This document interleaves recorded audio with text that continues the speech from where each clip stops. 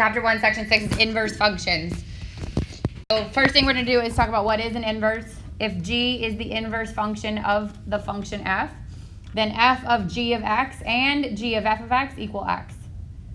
So if I have two functions that are inverses of each other, then I can do the composite functions, f of g and g of f, simplify it, and they will both result in just x. The way we show the inverse to function f of s, so sometimes it will obviously say, find the inverse to f of x.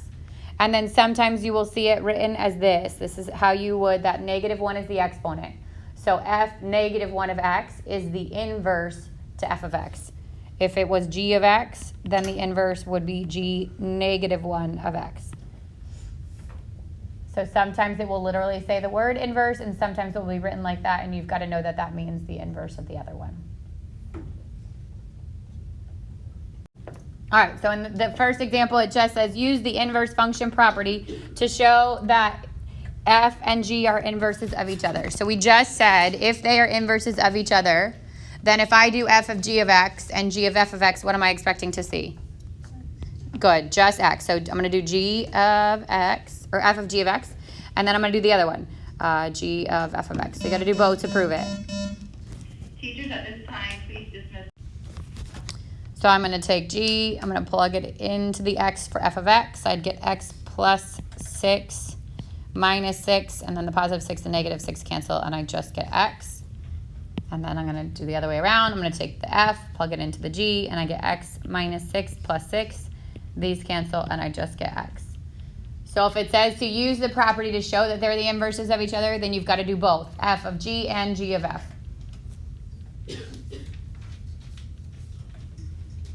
Okay, you do B, and don't worry about the restrict, like don't worry about this yet. We'll talk about what that means. But you do B. Find f of g of x and g of f of x.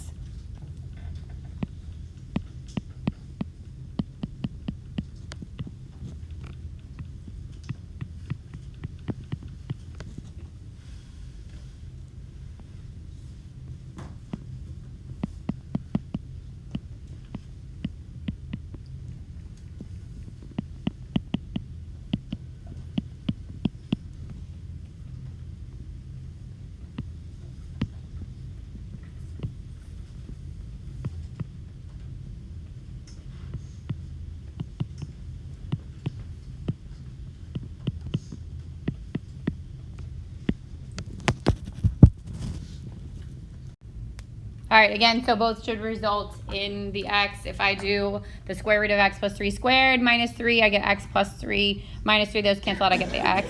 And then if I get the square root of x squared minus 3 plus 3, the 3's cancel, and then the square root of x squared is just x.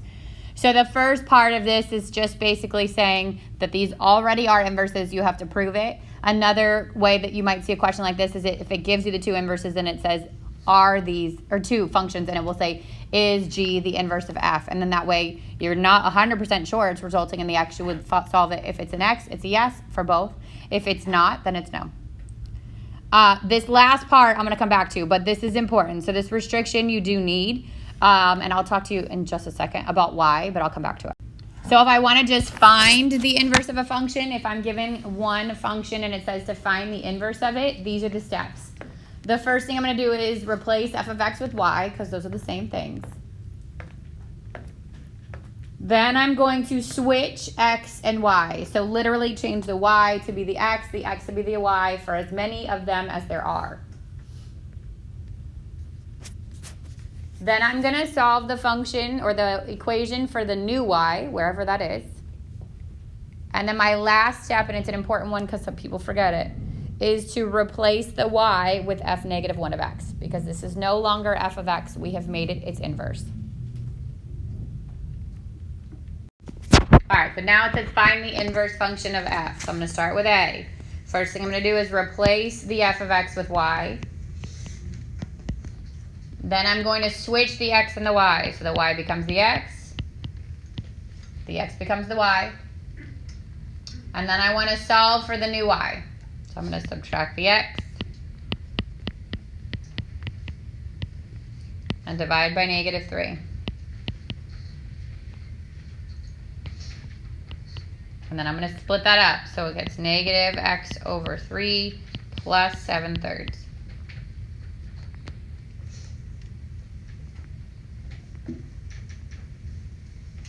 And then I'm going to replace the y with what we've now made, which is f negative 1 of x. So my answer would be f negative 1 of x equals negative x over 3 plus 7/3.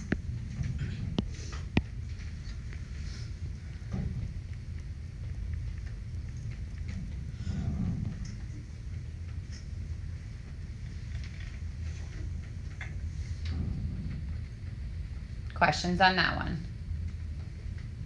Okay, and then if I had extra time, what could I do to make sure I did that right? How would you check to see if it's the inverse? I do f of g and g of f, okay? And they should both give you the x. All right, then I go to b. B says f of x equals 1 over x plus 2. So the first step is what? Change the f of x to y. Then what? Switch the x and the y. Now what? Solve for the new y. So how can I do that? Multiply by y plus 2 on this side and on this side. So these are going to cancel. I get y plus 2 times x equals 1. And then you actually have like two options here. One is distribute the x. Move the 2x to the other side. And then divide by the x.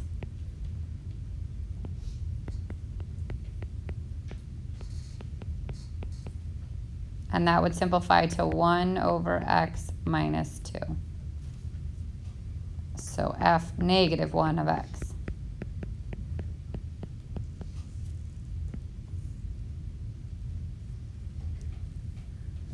What else could I have done from this step? Make it. Good. I could divide both sides by x. And I get y plus 2 equals 1 over x. And then I just have to subtract that 2.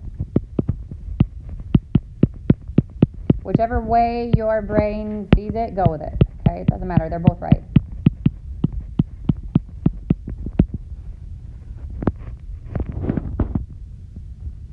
Just don't forget your f negative 1 at the end. I would say that's the mistake people make the most. Questions on finding the inverse?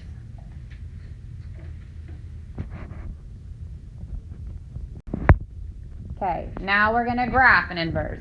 So if I've got points, like if you've got x and y points, then you just have to switch those. So the x's become the y's become the x. If you have a graph, then you want to plot some points and then do the same thing. Switch it so the x's become the y's become the x's.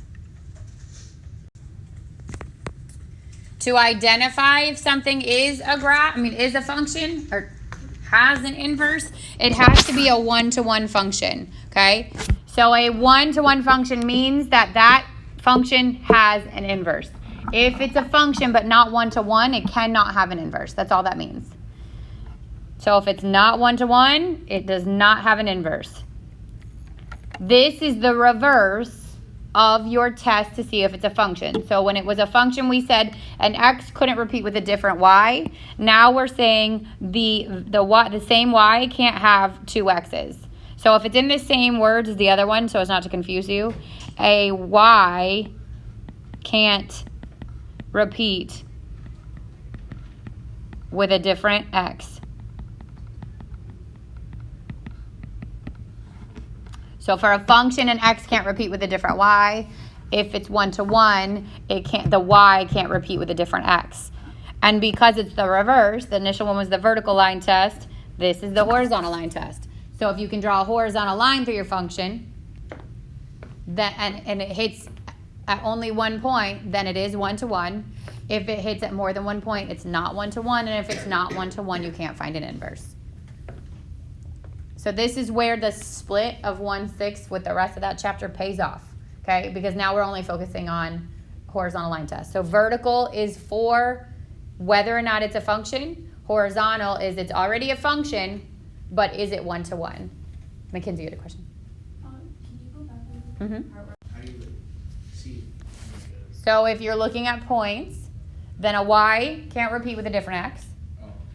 If you're looking at a graph, it's a horizontal line test. And then in a minute, we'll talk about what to look at with an equation. There's 3 tests just like there is for a function. So example 3 says determine if the graph is a function. So that's your first step. If it is, determine if the function's one-to-one. And if the function's one-to-one, graph the inverse. So we're going to start with it's a function. What's the test for a function based on a graph? Vertical line test. So if I look at A, pass my vertical lines through here, is this a function? Nope, so I'm done with this question. Not a function. Okay, only if it's a function did it say to move on. So now I go to B, vertical lines. Is this a function? So this is a function. Then it says if it's a function, determine if it's one-to-one. What's the test for that? The horizontal line test. So now if I draw a horizontal line through this graph, does it hit it at more than one point? Yep, so it's not one-to-one. Which means I can't find its inverse. Now I go to the last one, vertical line test, it passes, so it is a function. Horizontal line test, it passes, so it is one-to-one.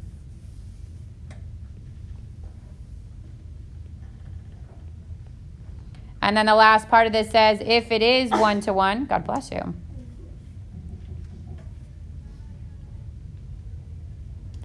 Graph the inverse. So there's no points on this graph, but I'm just going to make some so that I can switch it.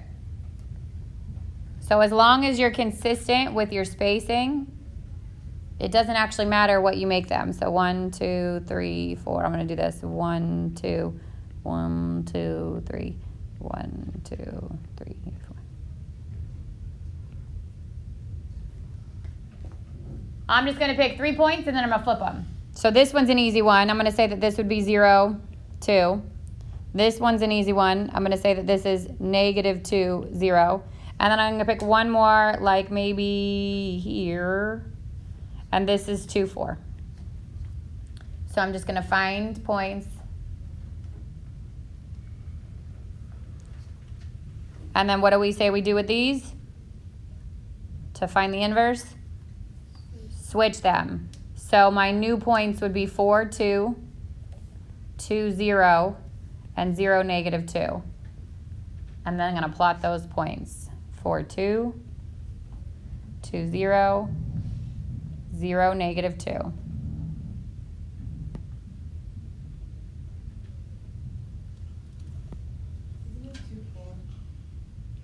You switch it. Oh, okay.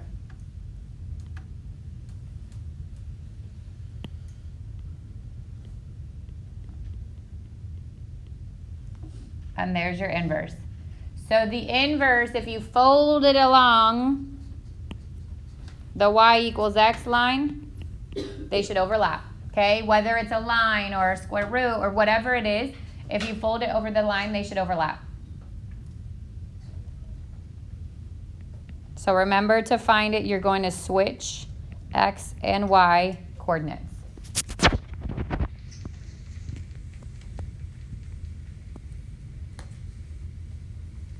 So in order to get there, it has to be a function and it has to be one-to-one. It can be a function but not one-to-one. It can not be a function to begin with, so you're going to do both the vertical and the horizontal line test. And then if those pass, you're going to find the inverse. Good so far? You would have gotten the same line if you had figured out the equation of that line and then switched your x and y. Just, I think it's easier to plot the points. Okay. Oh. Sorry.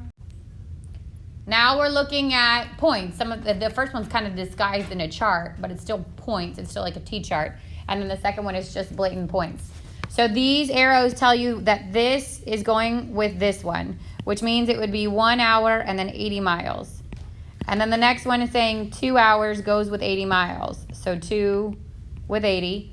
And then the last one is 3 hours is going with 100 miles. So 3 with 100. So what's the rule on if it's an inverse or if it's one-to-one, Paolo? No two x values can have the same y. That's if it's a function. So if for the function, I'm going to look at the x's. They don't repeat. I'm good. I already know it's a function. Now I got to look at the y's, right? So do I have a y value that repeats? Yeah. Does it have a different x? Yeah. Yeah, so this is not one-to-one.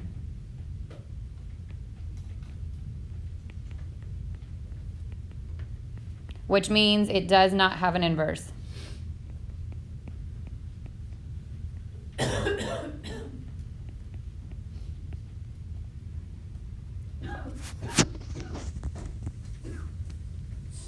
Now look at B.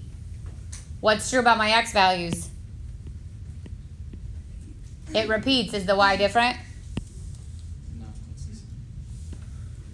Yeah, it's different, right? Which means what's true about this? It's not a function. If I had 1, -2, 2, -4, 3, -3, now is it a function? Yes. Is it one-to-one? Yes, right? This is a function. And it has an inverse.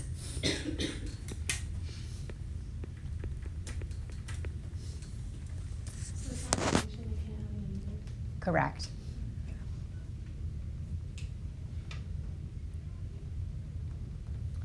Questions so far? Yep. How'd you get the 3 -3?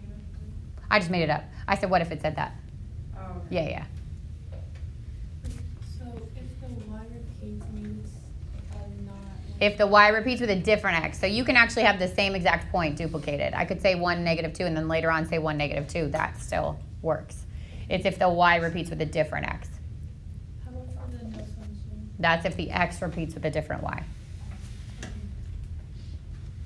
Okay, so think about what makes a function or an equation not a function based on an equation. What was it? The y can be raised to an absolute value raised to an even power or an absolute value, right? So if we're switching all those values, what do you think makes something not one-to-one? The x. Now, can't be raised to an even power, or the x can't be an absolute value bars. Because think about what happens with those graphs. This is a parabola. A parabola would fail your horizontal line test. This is a V. A V would fail your horizontal line test.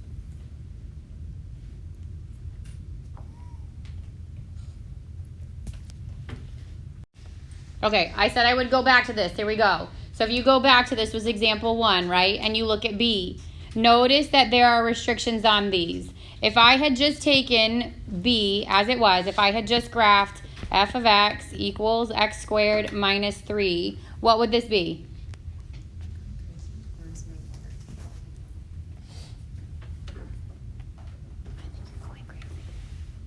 What kind of graph would that be?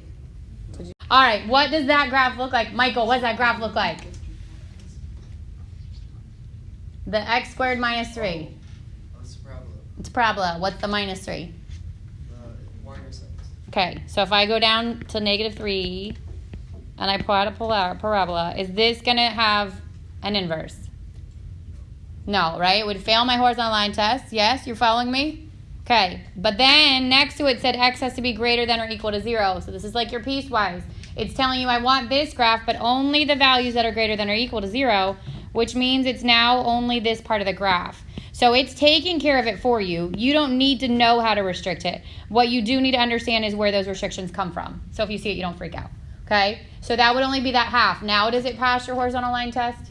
Yes. Okay? And then because that has been restricted, think about what this looks like. This looks like my square root function. If I had taken that and shifted it over the y, if I had shifted those 3 points, it would have looked like this. Those are reflected over my y equals x line.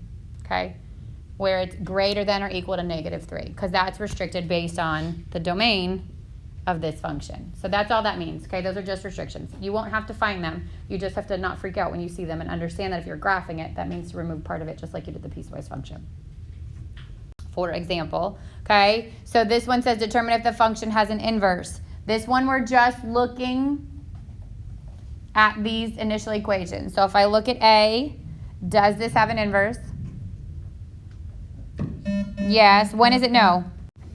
Good. When the x is raised to an even power or an absolute value. Neither of those are happening in A. I know this is a function. How about B? Not a function.